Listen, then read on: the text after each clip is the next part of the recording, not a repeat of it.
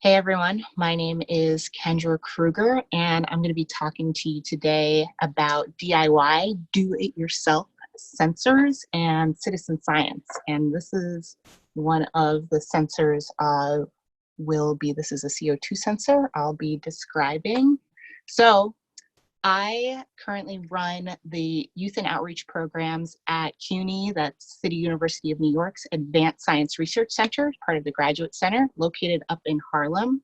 And what's cool about the ASRC is our mission is to do interdisciplinary research. This means mixing traditional fields like chemistry, biology, physics together to find solutions for the public good.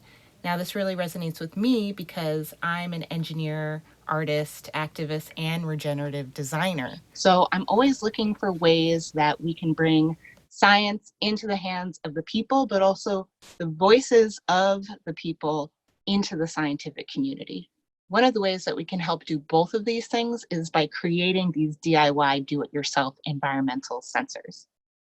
Because we all know that climate change is a problem, and some of our most vulnerable and marginalized communities are the ones that are most affected by poor air, water, and soil quality. So if folks in these communities can get their hands on these types of sensors, learn how to build them, so they're building skills, but also have something where they can collect data, then they'll be able to better advocate for their communities.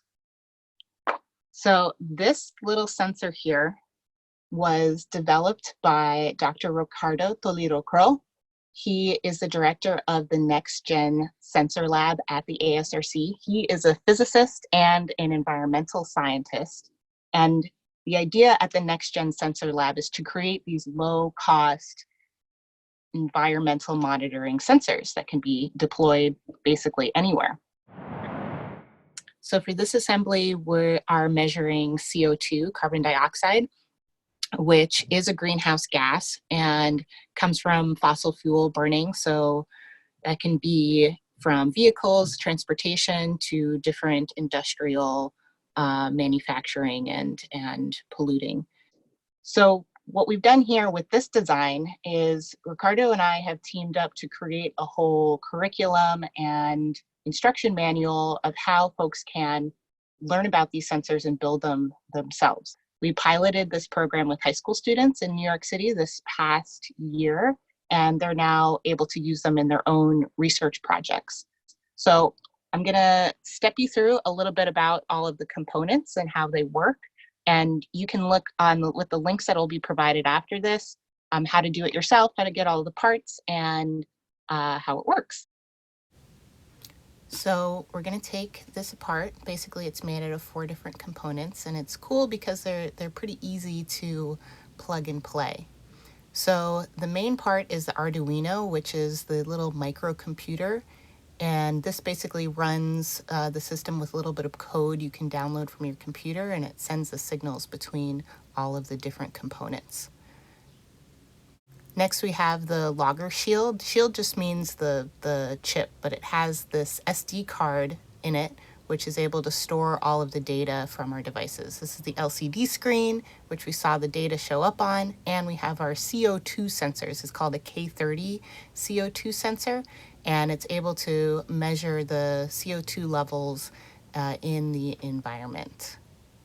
So we have these 2 different data cables and power cables. The blue and green is power, and the orange and yellow is data that moves back and forth, the transmission, boop, boop, boop, boop, boop. So we can then see how all the pieces form together through these pins, just sort of fit them back together again. And you have to be gentle but firm to get the parts in.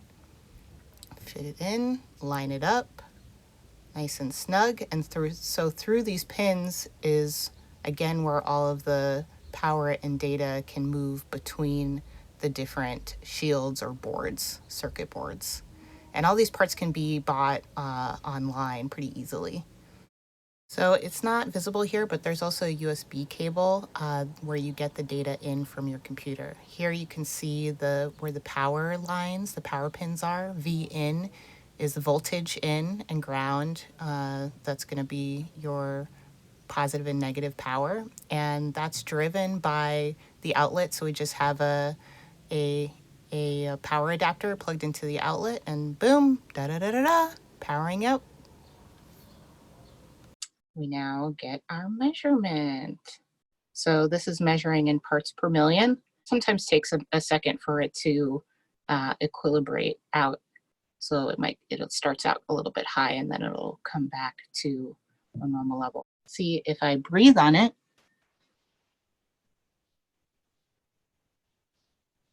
Boom, spikes up because CO2 goes out, oxygen comes in, CO2 goes out.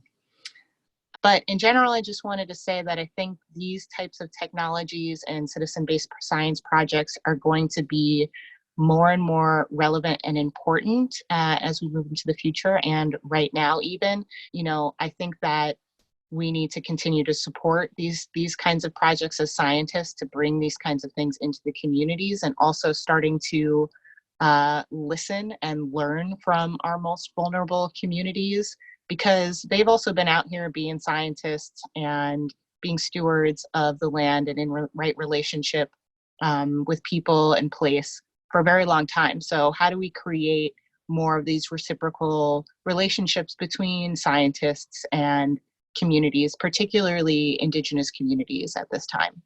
So if you're interested in learning more, definitely check out the links.